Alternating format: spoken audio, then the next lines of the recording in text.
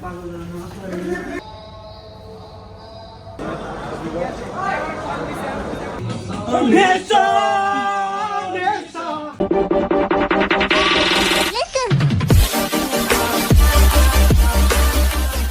আসসালামু আলাইকুম গাইস, তো আপনারা সবাই কেমন আছেন? আপনাদের তো আলহামদুলিল্লাহ আমরা ভালো আছি। তো সবাইকে জানাই ঈদ উল আজহার অনেক অনেক শুভেচ্ছা ও অভিনন্দন, এবং সবাইকে জানাই ঈদ মোবারক।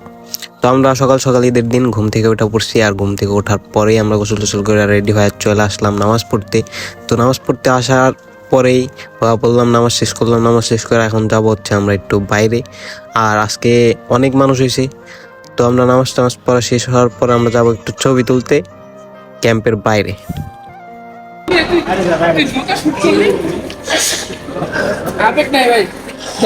গরু দেখতাম, গরু কাটতো, আর এই জায়গাতে ভাই গরু তো দূরে কথা, একটা মুরগিও জবর দেন না। আরে কষ্ট প্রবাস রে, কি আবার তো সব পায়া গেছে, আবার বোনারও পায়া গেছে। সমস্যা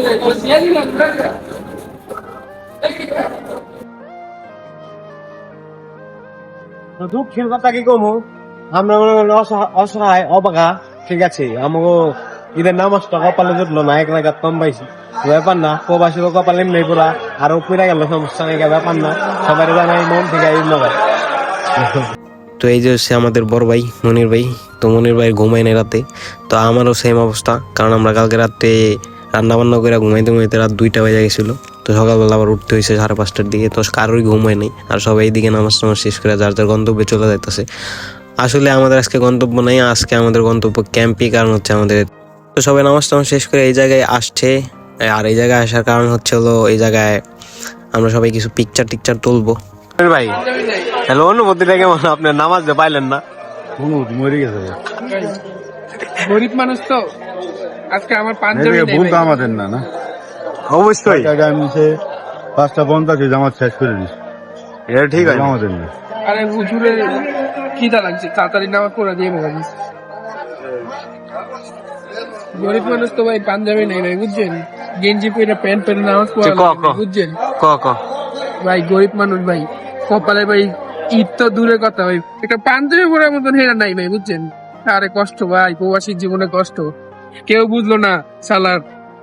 সবাই জামাই সেজেছে, আর আমি কি সেজেছি? 3বার করুন লাগে, 3বার।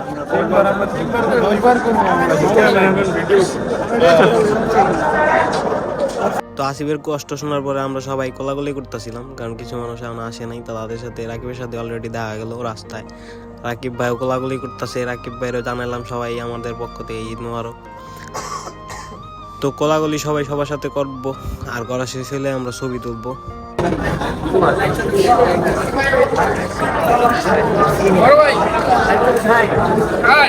আমাদেরকে ভাইরাল করে দেন।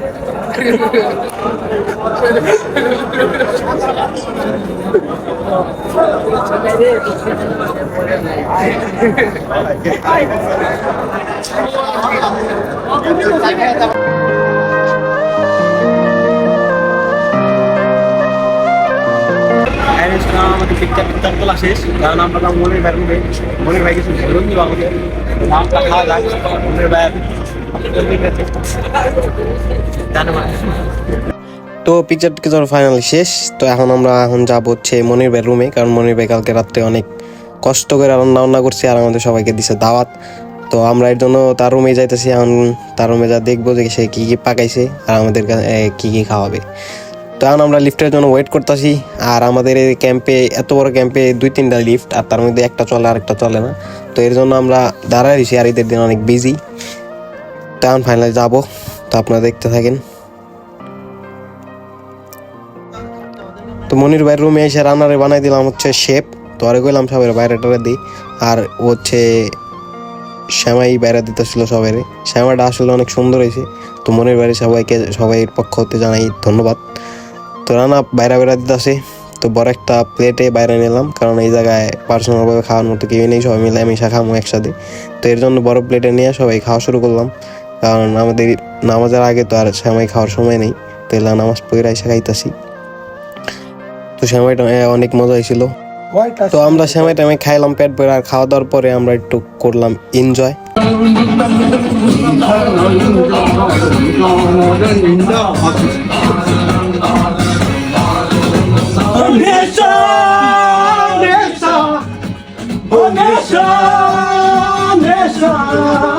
নেশা নেশা লেগেছে প্রেমের নেশা তাই মজনু দেবে লাইলাকে সদা নেশা নেশা লেগেছে প্রেমের নেশা তাই মজনু দেবে